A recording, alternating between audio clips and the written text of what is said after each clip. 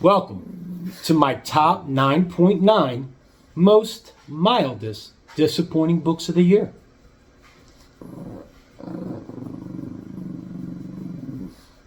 Yeah. Check this out, y'all. Read a book, read a book, read a month. Book, read a book, read a book, read a month. Book. R-E-A-D-A-B-O-O-K. Okay, so I just shot this video 26 minutes ago to find out there's no sound. So I'm going to be a little bit jacked up in this one. So I know what you're thinking. Dan, the best 9.9 most mildest disappointing books of the year? Why 9.9? Because fuck the algorithm. That's why. He did not just... Did you just say that? Anyway, if you're new to this channel and you just started watching this and you'd like to stick around a while, I think you know what to do. But let me make this very clear. This is not a traditionally published channel. We are an indie published channel. I am working with misspellings and lackluster equipment, so that's what you're gonna get. Damn! So let me preface this by saying, yes, these are not bad books. None of these books are trash. These books did not work for yours truly. And these books are going to be books and series that I'm possibly going to continue on.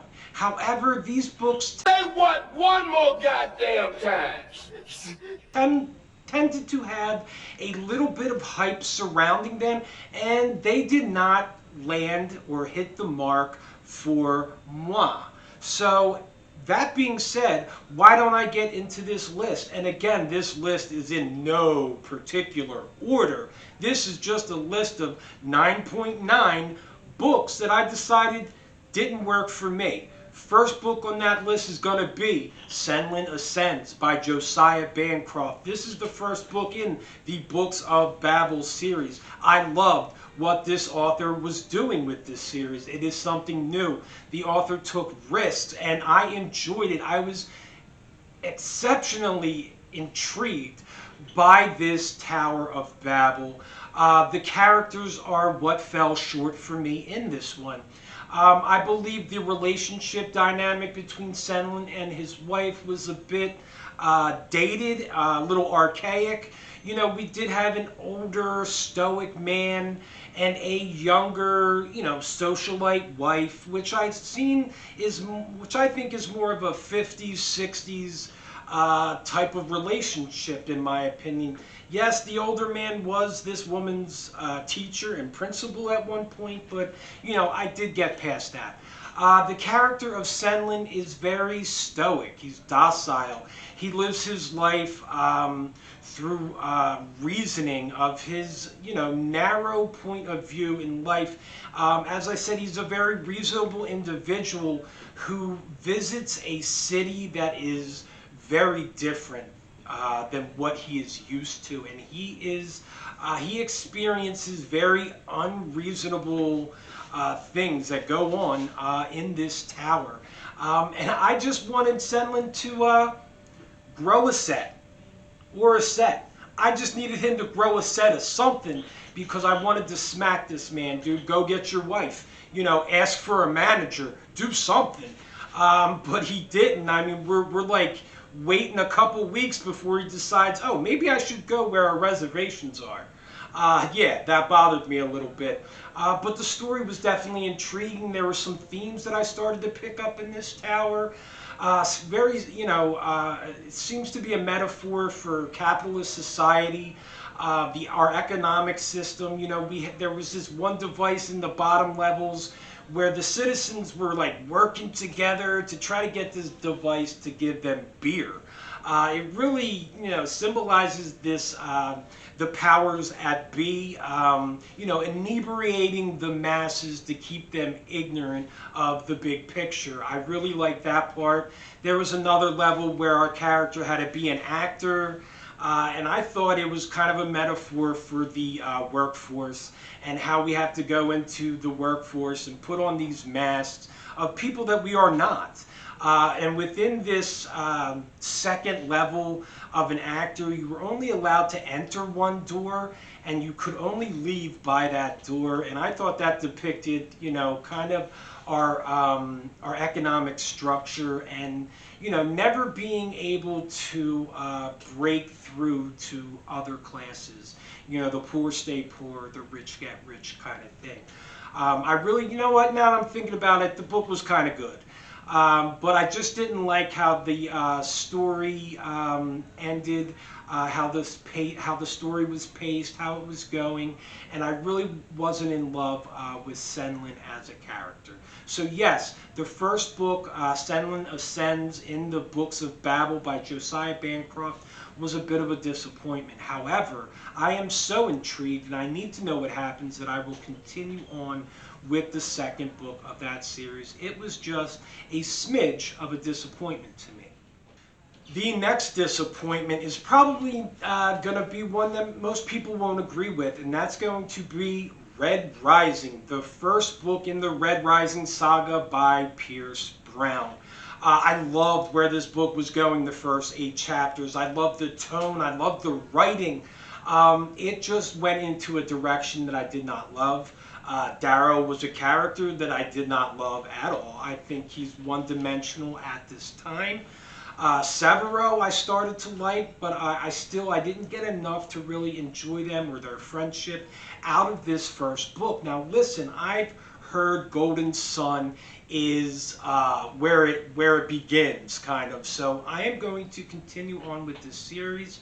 However, I thought, where the series went, we had kind of this military academy type thing, and these upper classes and their monikers and their way of speaking annoyed the shit out of me, and I'm hoping that might get polished up a little more as our character enters this culture, and hopefully we see a different side of the elite that aren't these teenagers using teenage slang and saying Pax Telemanos is a prick liquor. Yeah, so that threw me off a little bit. I don't know why I just did that. But yeah, I'll probably go into Golden Sun. I'm glad my sound didn't record in the last 26 minutes, because I called Golden Sun Iron Gold the entire time. So I'm glad you guys didn't get to see me fuck up like that. Alright, so yes, Red Rising was a bit of a disappointment. The next disappointment on this list, I don't think is going to be a shock to anyone, because I have said this before, and I was reading this book at the turn of the year this year, and that is going to be Oathbringer by Brando Sando. I have to say that Words of Radiance is going to be one of my top 10 books of all time. Yes, I did say that. Oathbringer is not. Oathbringer just drug so on for me. I was dying for action. I was dying to really get into these characters more, that I don't think that really occurred. Dalinar. I love Dalinar's backstory being unfolded here, these flashbacks and things like that. But then we went to Shadesmar, and I threw my book. 80 pages of Shadesmar? What the actual fuck? Maybe I'll pick it up again and finish that, but I was over it. The exposition, the using too many words where 2 would be just fine. It was bothering me, and I finally threw in the towel at Oathbringer after reading quite a bit of Brandon Sanderson. So maybe I was sandered out, I don't know. Maybe I was swallowed by the last avalanche and couldn't get out. I don't know, but that book definitely was a disappointment for me this year. The next book that was just so disappointing this year and was recommended to me by a friend of this channel and a friend of mine, that book is going to be The Ballad of Perilous, Graves by Alex Jennings. This one just had so much potential. This was a book about ghosts in New Orleans after destruction of Katrina and the destruction of that city. It just had so much flavor. I loved it. We got throwbacks on old bluegrass and blues musicians and jazz musicians. And they even threw in some new musicians like Trombone Shorty that are from the New Orleans areas. They are all packed in this book so perfectly with a magic system that centers around spray paint and tagging. And it was so good. And it was just clunky and falling short, and storylines were just not hitting home like I thought they should. And I DNF'd the book at about the 50% mark because nothing really hit me. And it had the potential to be so good, and it fell short. I DNF'd it, but I believe I may give it another chance at another time. So yes, The Ballad of Perilous Graves by Alex Jennings was sadly a disappointment. The next disappointment on this list is going to be my only nonfiction book I read all year. That's going to be Pimp by Iceberg Slim. I love that name. I know what it means, and I know he's a cold motherfucker, but I love that name.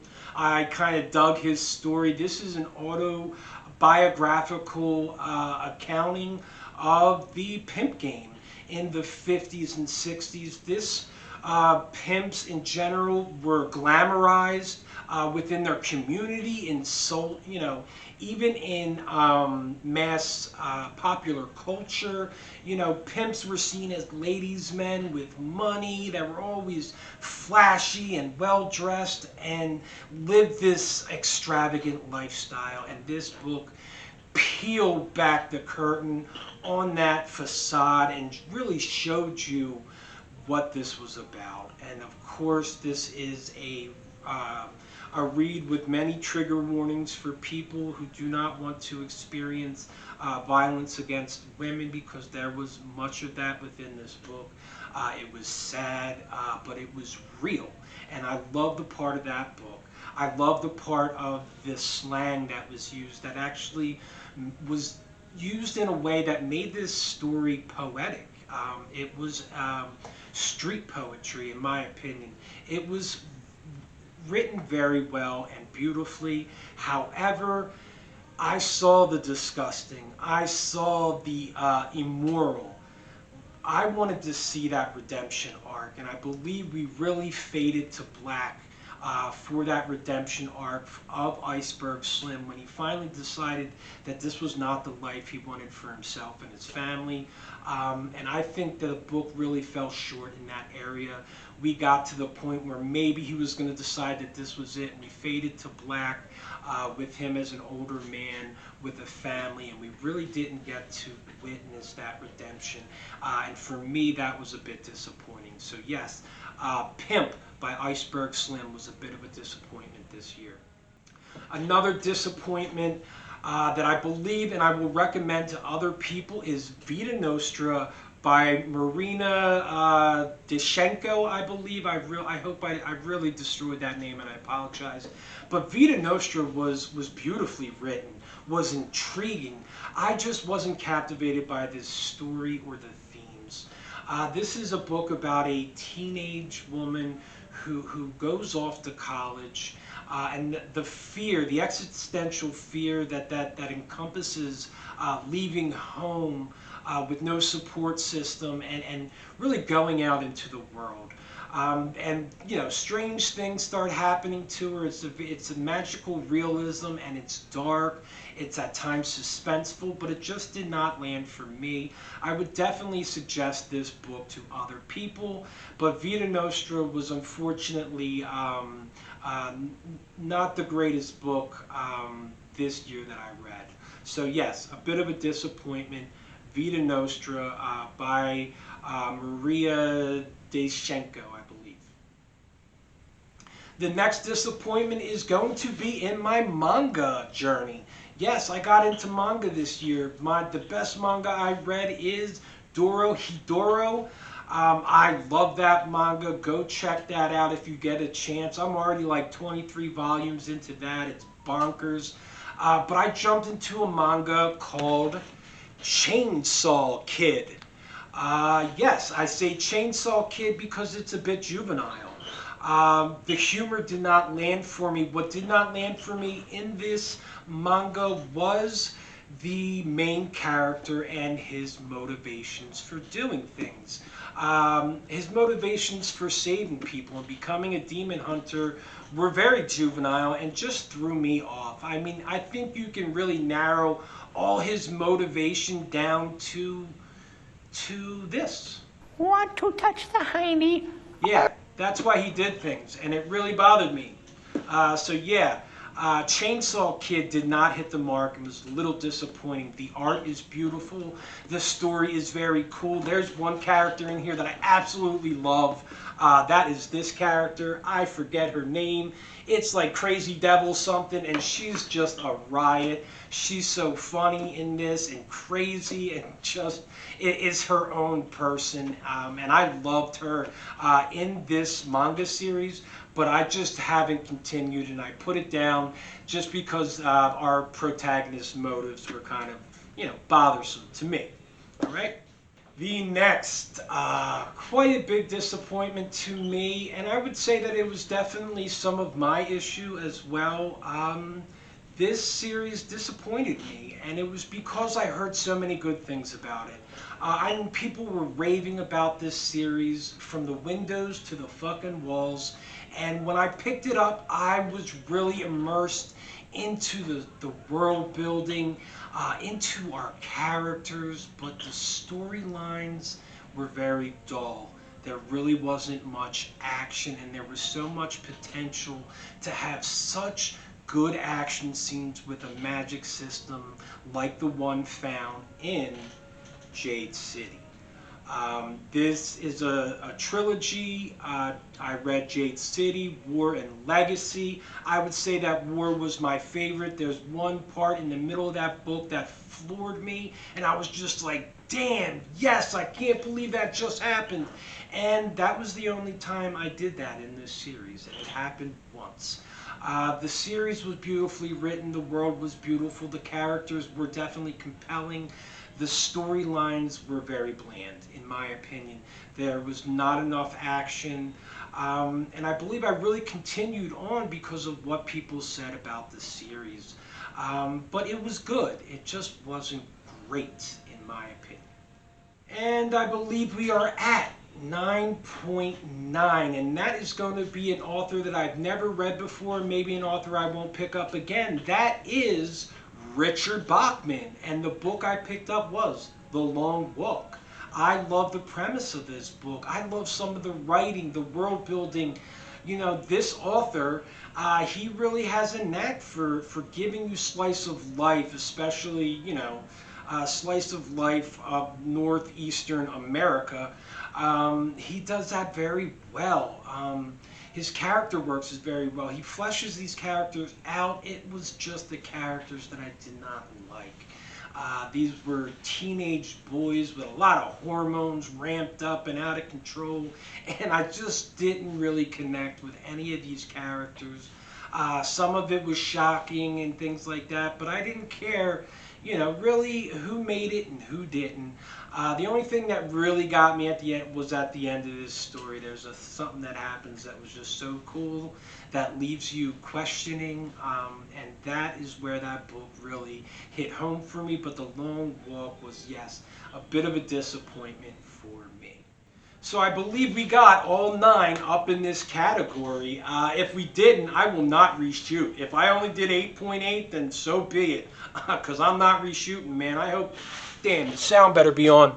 Yeah, the sound's on this one, so this is a wrap, okay? That was 9.9 most disappointing books of the year. Thanks for stopping by. I hope to see you again.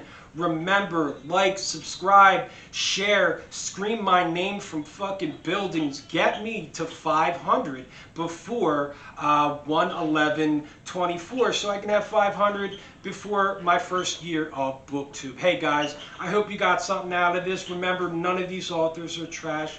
This is all art, and all art is subjective, okay? I probably will jump into most of these series that I was a little disappointed with and see how they go from there, because I just did that with another series. Empire of Silence was very was a lot of setup, and I just read Howling Dark. That's the second book in the Sun Eater series, and boom, that just made this whole series for me. That book was exceptional. So I am going to continue with Senin Ascends second book, as well as the Red Rising Golden Sun second book. So hey, I hope to see you guys in the next one, where I drop my 10 best books of 2023, which is probably going to be my 10 best books of all time, because I've never done this list. I think I'm going to have 2 exceptions that I will add to that list at one time to make it my all-time list. But as of right now, my 2023 top 10 list will be the best books that I have ever read ever. So I hope to see you guys in that video. I'll drop it whenever I can. I appreciate you guys stopping by, and I'll see you guys on that flip side. Peace.